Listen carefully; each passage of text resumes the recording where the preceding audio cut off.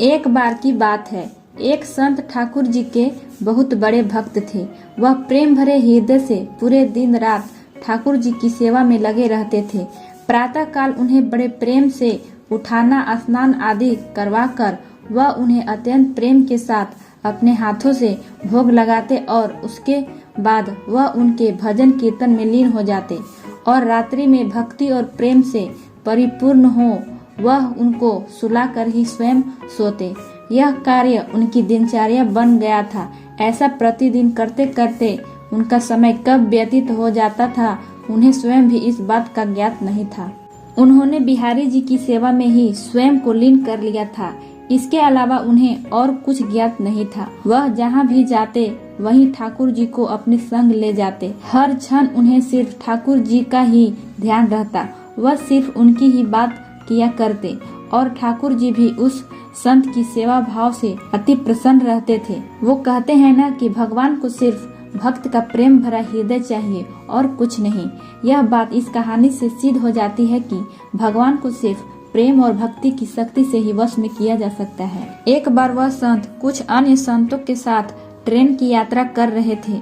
वह संत अपने साथ ठाकुर जी को भी अपनी यात्रा में साथ ले आए और अपनी साथ वाली सीट पर उन्हें विराजमान कर उनको प्रणाम किया।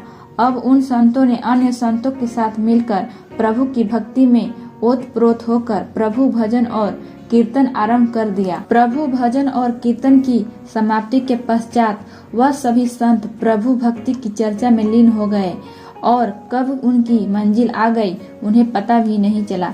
सभी संत एक साथ ट्रेन से नीचे उतरकर स्टेशन से बाहर आ गए और आश्रम पहुंच गए। आश्रम में पहुंचकर जब उन संत का भोजन का समय हुआ तो उस संत ने सोचा कि ठाकुर जी को भी भोग लगाने का समय हो चुका है। बिना ठाकुर जी को भोग लगाए मैं भोजन कैसे कर सकता हूँ। और वह ठाकुर जी को भोग लगाने के लिए भोग की तैयारी करने लगा। किंतु यह क्या, जब वह संत भोग लगाने के लिए ठाकुर जी को अपने बक्से में से निकालने लगे तो ठाकुर जी तो वहाँ पर विराजमान ही नहीं थे।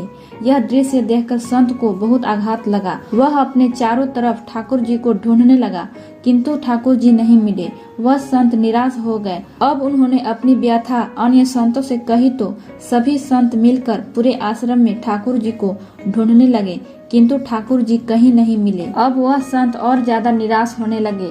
वह सोचने लगे कि बिना ठाकुर जी के मैं क्या करूंगा।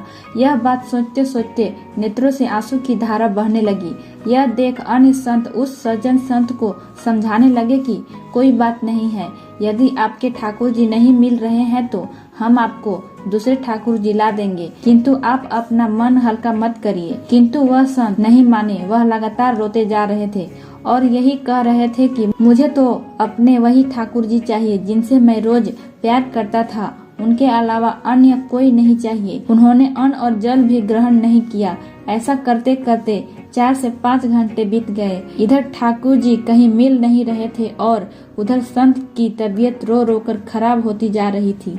फिर अचानक एकाएक उन्हें याद आया कि आखिरी बार उन्होंने ठाकुर जी को ट्रेन में बिठाया था और प्रभु भक्ति की चर्चा में लीन हो वो कब बगैर ठाकुर जी को लिए ट्रेन से उतर आश्रम पहुंच गए उन्हें पता ही नहीं चला।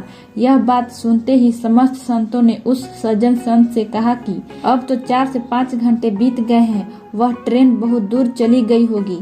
यह बात सुनकर सज्जन संत ने अन्य सभी संतों से कहा कि मुझसे गलती हो गई है कि मैं बगैर अपने ठाकुर जी को लिए ट्रेन से उतर आश्रम पहुंच आया, किंतु मेरे ठाकुर जी मुझे छोड़कर कहीं नहीं जाएंगे।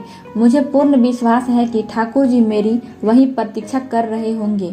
एक भक्त का अपने प्रभु के प्रति ऐसा आत्मविश्वास देखकर वहां उपस्थित सभी संत उस सज्जन संत को साथ लेकर स्टेशन की ओर चल दिए। स्टेशन पहुंचकर संतों ने स्टेशन मास्टर को अपनी सारी कहानियां सुनाई। यह बात सुनकर स्टेशन मास्टर ने संतों से कहा कि एक ट्रेन पिछले 4 से 5 घंटों से स्टेशन पर ही खड़ी है। हम सभी बहुत परेशान हैं कि बिना किसी तकनीकी समस्या के वह ट्रेन आगे क्यों नहीं बढ़ रही है। स्टेशन मास्टर की इन बातों को सुनकर संतों को समझने में तनिक भी देर न लगी कि यह सब तो उस लीलाधर की एक लीला थी, और वह मुस्कुराते हुए अपने ठाकुर जी को लेने चल दिया। ट्रेन की बोगी में पहुंचकर जब उस संत ने ठाकुर जी को देखा तो ऐसा लगा मानो जैसे वह एक बच्चे की भांति बैठकर अपने पिता का इंतजार कर रहा हो कि कब उसके पिताजी आएंगे और उसे ले जाएंगे।